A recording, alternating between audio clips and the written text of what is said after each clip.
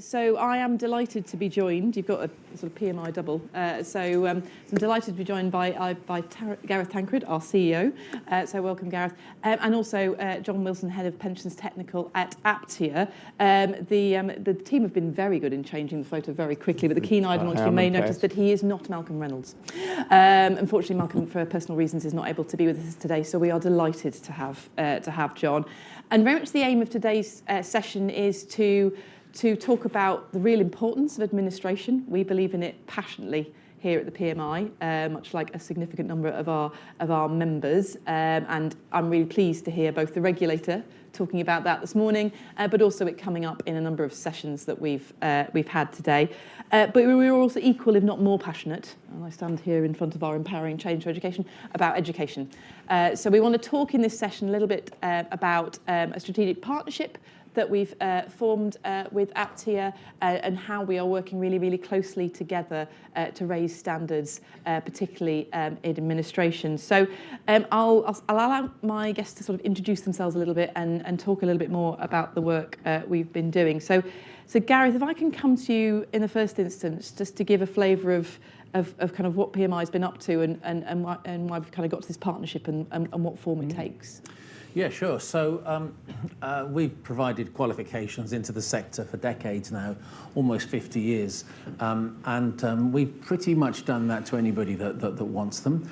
I think what was exciting to us about this particular arrangement was, when Aptia was just starting out, clearly they've had roots as legacy companies in other firms, but when they were just starting out, it was very clear that they wanted to create something very different. I remember the chief executive Bala on Sky Business News talking about wanting to create this new type of administration company and how they were going to invest heavily in technology, but also to have the very best people as well.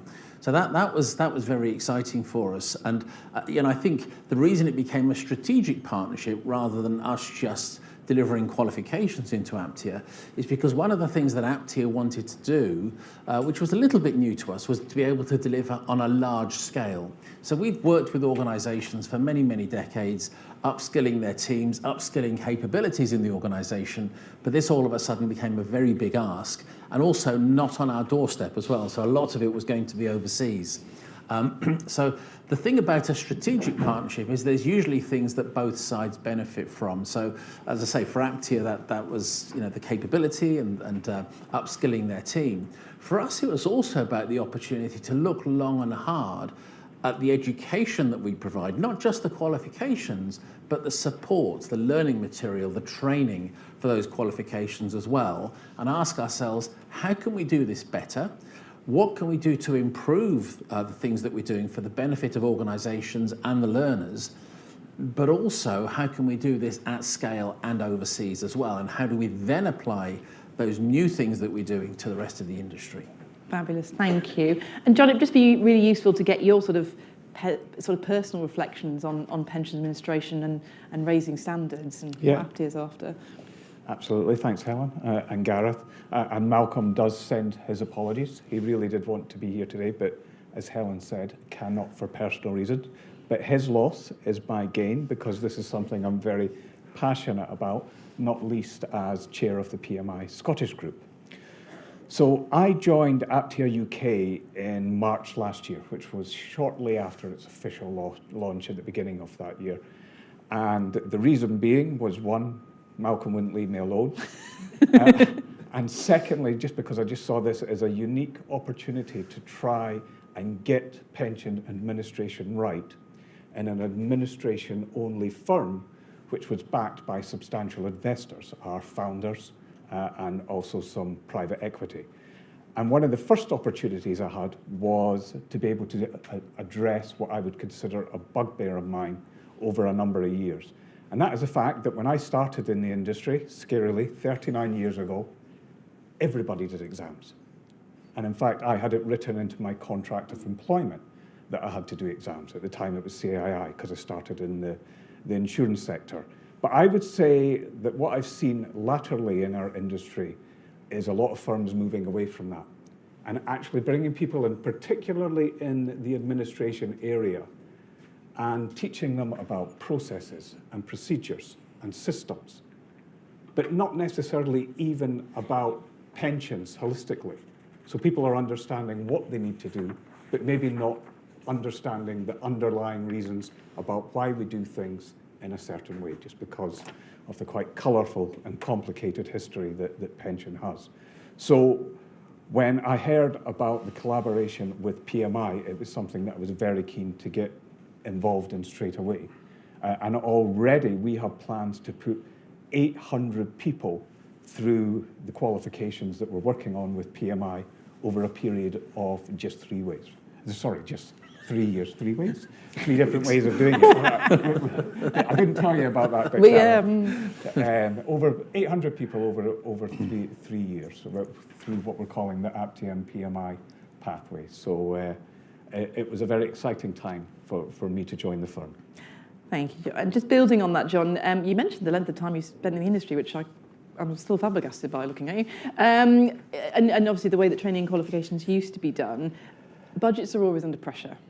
So, and you've talked a little bit about, but do you want to expand on why you think now that we really need that kind of renewed focus on training and qualifications? Absolutely. I had a long, hard think about this on the flight down from Edinburgh this morning, just about all our reasons for what we're doing at this time and why we're doing it. You know, why it is so important to our business and to Bala Viswanathan, who is one of our original founders. And I think there's a number of reasons for it. On my age, I've just come back from Florida, so it's obviously been very kind for me. The tan always but don't worry, Aptia didn't make me come home from Florida to do this. I had actually returned to the UK, but only on Saturday. So, you know, we've talked already today about increasing maturity and consolidation within the pensions industry, and especially on the maturity piece. You know, I feel that increasingly our industry is becoming more and more about the delivery of pension benefits. In the past, at some of the Aptia conferences that we've had since we were launched, we've talked about it as being the age of administration. And maybe related to that, I think increasingly administration is being seen as a profession, as it should be. So at Aptia, and I'm sure at other firms, we believe that, you know, good training is good for our business and ultimately good for members.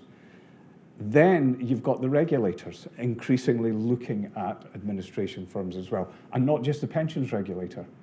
We have recently started working with the Pensions Ombudsman Office, looking at some of the complaints that are coming to the Ombudsman, complaints of maladministration, and what we can do within administration to try and preempt the number of complaints, because I think everybody will be aware that the Ombudsman, Dominic, is concentrating very much on trying to reduce some of the backlog. So we're working with regulators in quite a wide sense.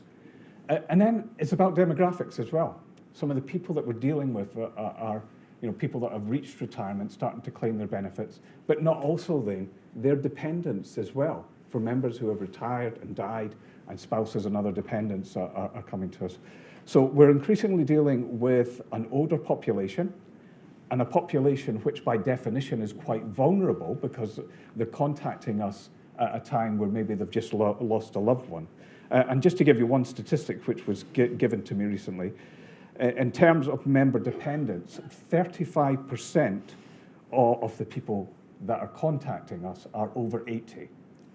And that is the first contact that they have had with our business. So you can imagine that needs a particular skill set. And even though we're not FCA regulated, we try to comply with the spirit of the consumer duty as well. Now, people need training for that. So, you know, what I really like, and going back to why I joined Aptia, is admin's no longer seen, I think, as a poor relation sometimes in a wider employee benefit consultancy. And just one final point, and this is something that Gareth might want to contribute as well. We are seeing a brain drain in our industry.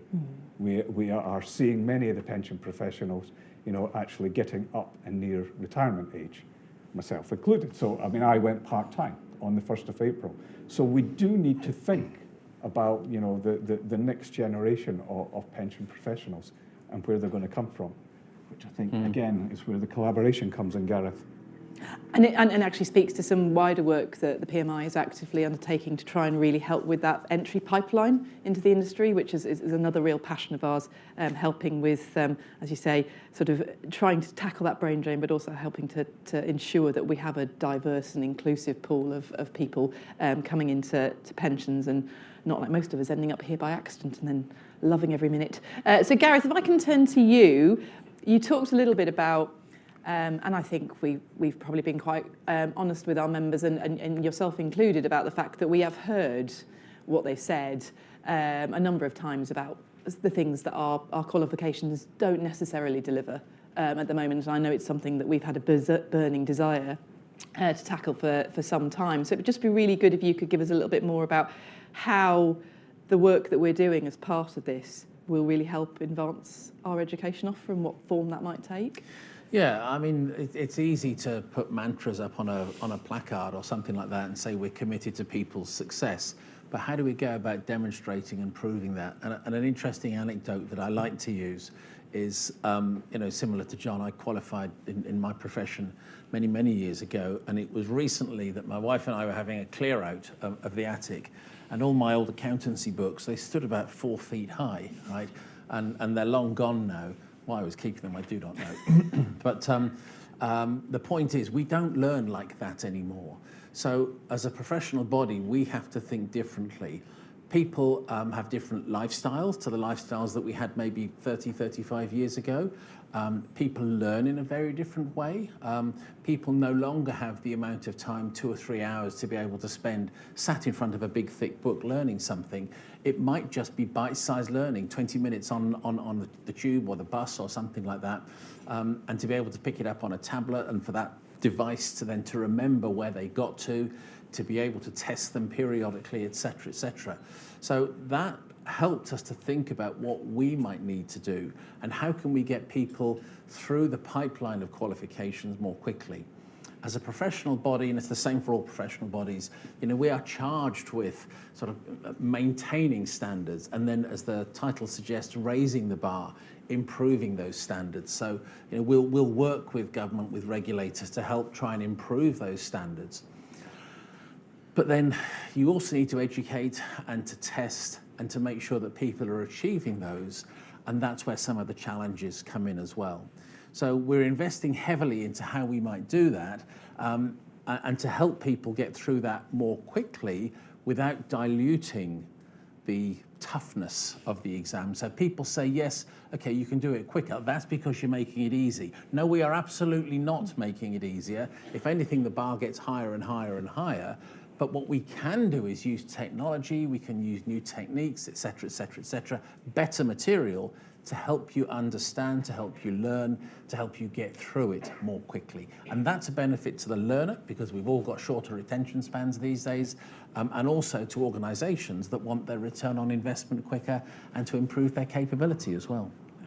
And you've already addressed, I think, one interesting myth that we've been discussing more broadly in terms of some of our plans for enhancing our education offering. If I can ask a sort of cheeky follow-up question, because I know it's been a question that I've been asked. What is the opportunity for this transformed qualifications for the wider industry? This isn't just sort of us creating a beautifully bespoke Aptia qualification, or is it? No, it's not. Yes, we can. Obviously, we can create qualifications for anybody that comes along and says, can you develop a qualification for us? But that wouldn't really help the organisation that's asked that question, and it certainly doesn't help the industry. What you end up with is a whole raft of different exams, and that's what we've tried to move away from. That's where PMI has been historically in the past. New piece of legislation, new exam. New piece of regulation, new exam. And so we've wanted to try and consolidate that and make it easier, and that's how our pathways were born, linked to different career paths across the industry. So when we started this strategic partnership with Aptia, one of the things that we did was looked at our admin pathways, and there are 2, and said, okay, what are the things that Aptia need to do, that they need to do this right now because we're talking to them, they're talking to us right now, but also could be of benefit to the industry. So yes, our teams did talk about how we could enhance that pathway. And one of the things we looked at, for example, was a digital admin module. Now, the beauty about doing something like that and collaborating and both investing into that is that then the rest of the industry can benefit from that. And it makes sense, therefore, to have some of those conversations with the industry at an early stage, bring them into those kind of conversations so that they know what's coming down the track as well. So Aptia have been very, very good on this. Yes, they want it and they want it ASAP, but also they want this to be the industry standard. So it's not something that's just bespoke for them. It will be available to everybody. Yeah, thank you. Absolutely. I mean, that's just go back to what I kind of said about, you know, to maybe move away from people doing qualifications for a little while. I was thinking about, you know, why was that? Why, particularly within administration, had firms stopped putting their staff through PMI exams? And obviously there would have been cost involved, maybe the relevance of the exams. So, you know, but these are all things that we addressed when working with the PMI. And fully at Aptia, we recognise that what we're doing here and what we want from this is for the output to be of benefit to our industry and not just to our business. Fabulous. Thank you, John.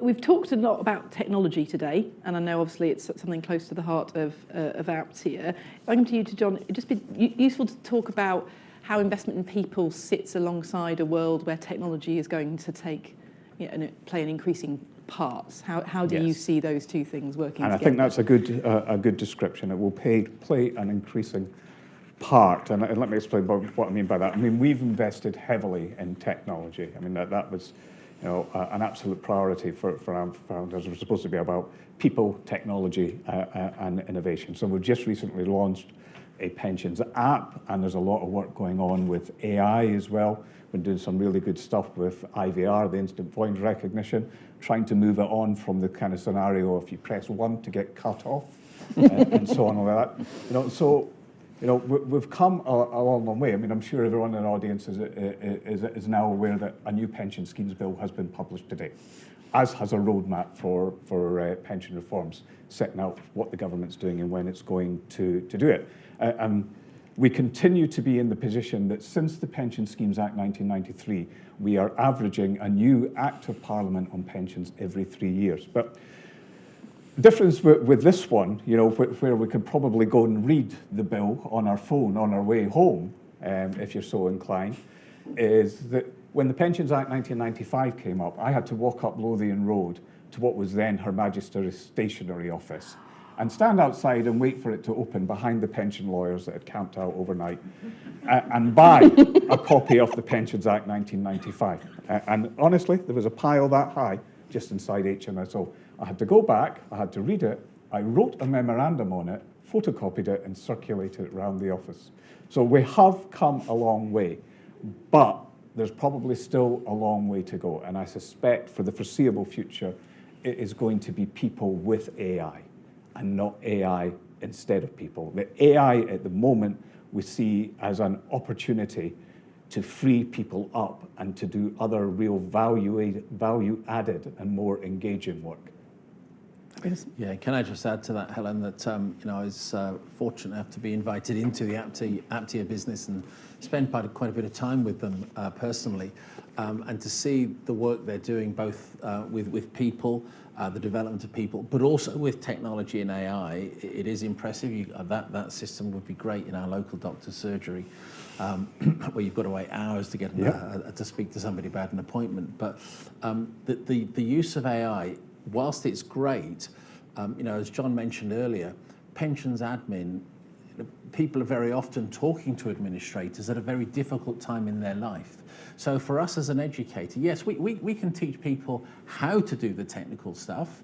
What we sometimes can't teach them historically is some of the softer skills and how to empathise, because this is a tough time in someone's life, mainly. So looking at that together in this collaboration with the use of being able to improve capability and with AI, it's opening the door to look at some of these things in a wider frame, both to look at how AI can be used more effectively, but also how can we help people to empathise more with the technical knowledge that they're learning. And that's got to be a great thing for scheme members. It has, and speaks to a broader point, and I think Nasiga drew this out this morning when she was talking about trusteeship, is that soft skills increasingly are going to be as important as your technical knowledge if you want to be an excellent pension administrator or an excellent pension trusteeship. This is and actually helps us in terms of our broader education offering, because we can do that across the piece. I don't know whether to be apologised for being responsible for 2 of those Pensions Acts, or be delighted about the fact that you can still go to Her Majesty's Stationery Office in Parliament and get a green copy. Apparently 114 pages, so I hope everyone's going to really enjoy the train journey home. So just moving on to we've touched a little bit on members so far, but sort of talking about pensions admin and that member experience, it'd be just useful to hear a little bit more from you, Gareth, about, why do you see pensions admin is such an important part of our industry? Well, I think it's been touched on a couple of times in today's sessions that pensions admin is very often seen as a back office function. It's maybe seen as a poor relative to maybe some of the other exciting stuff that goes on. And we don't see it as that at the PMI. We see pensions admin as a fundamental part of the pension system. If you look at the sheer volume of transactions that go on in pensions admin on a daily basis, let alone an annual basis, it is phenomenal. When it's done well, people on the receiving end of that, the scheme members, can get good, accurate information. It helps satisfy their here and now, but also to help them plan for the future as well. So it gives them that confidence. And again, don't forget that very often this is at a difficult time in life. When it's done poorly, it can lead to frustration, confusion, anxiety, even anger sometimes. And let's not forget as well that sometimes the biggest source of complaints is when there are errors. So if we can help in just our small way, for administrators to work faster, with the tools that are being developed around AI, if we can help them to work faster, more accurately, but also to empathise more, that's got to be a great thing, surely. Absolutely. John, your perspective? Only that I really agree. At Aptia, our philosophy is for our colleagues to act like owners. So even though, for example, we are a private company, everybody in the company has been given shares by Aptia. And all that's asked of them in return is that they think of themselves as owners of the business. And I think the investment that we've made and what we've talked about today is an aspect of that and reinforces it. Fabulous. Thank you, gentlemen. There's more than enough of us chatting about what we're up to. We'd really like to get your questions from the floor. If anybody's got any questions about both the sort of specific work that we're talking about, but obviously you've also got Gareth on stage, so if you want to ask him any PMI questions, then, feel free. Mr. Hunter, there's a mic coming your way.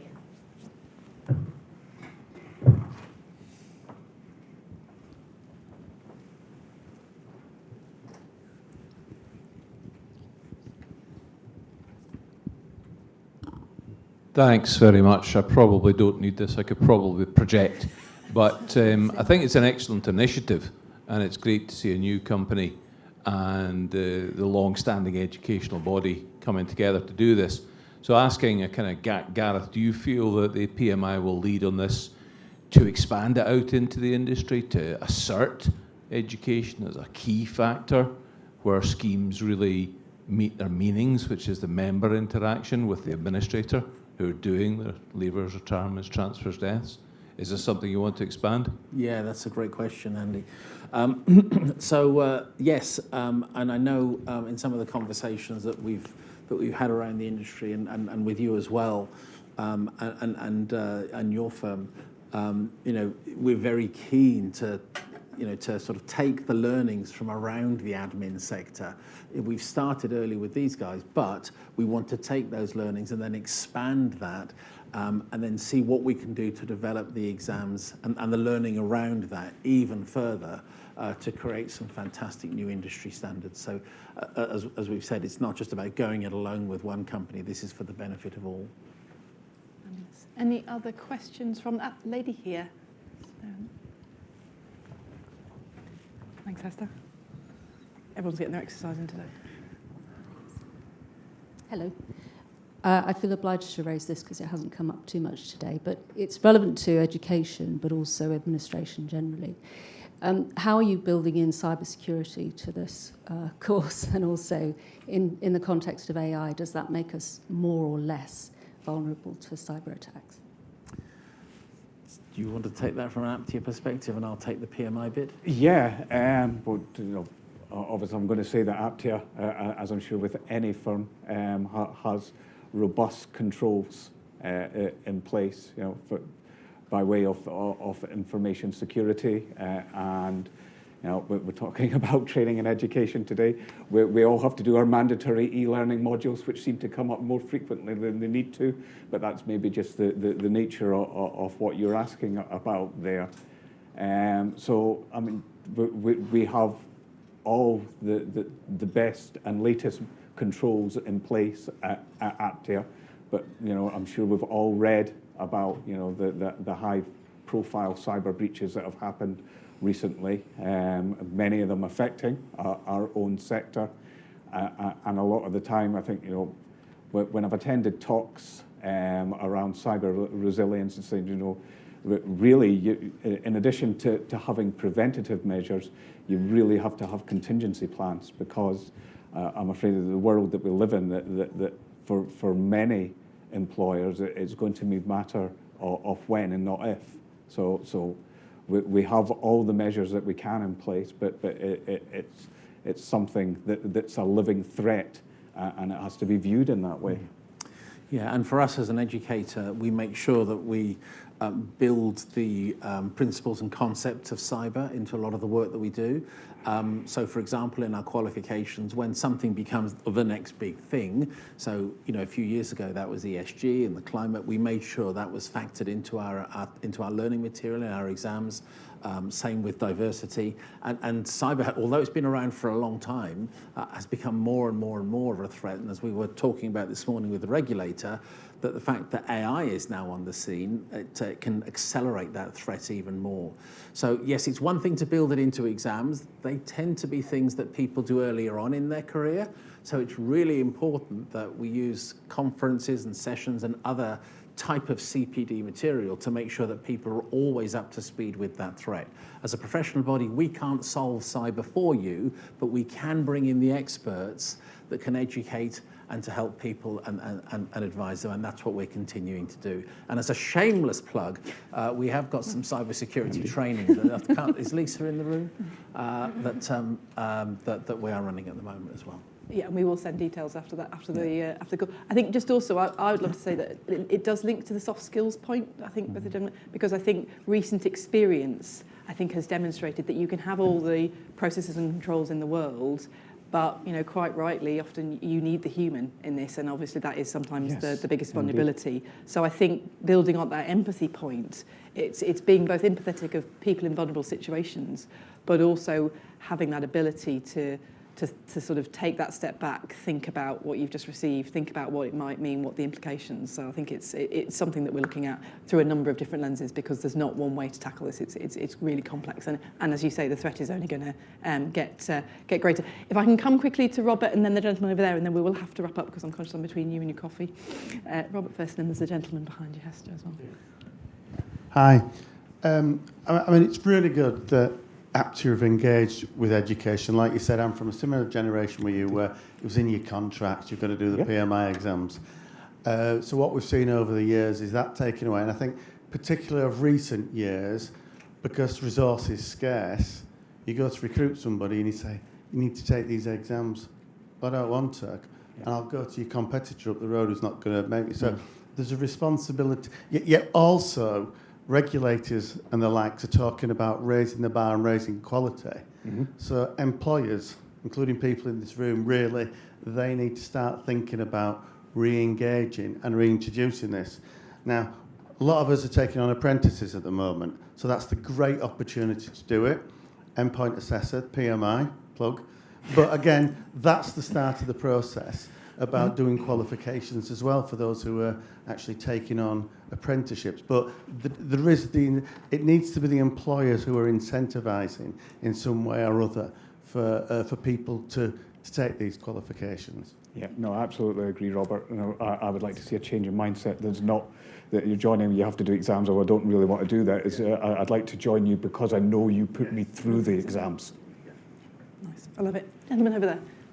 Yes, I was just going to maybe probably slightly challenge some of that. I think we probably need a wider environment to encourage maybe a different measurement and a different appreciation of those kind of skills you're trying to build in. Mm-hmm. We focus on the kind of the what and the when, which then leads to SLAs, which then leads to focus on process and machinery systems. Yes. Well, actually, if you look at a lot of the issues, and I do look at some of the issues that come out of complaints and that, it's about we haven't appreciated who we're dealing with and why we're dealing with them, and nor have we then spent any time to explain how the process works.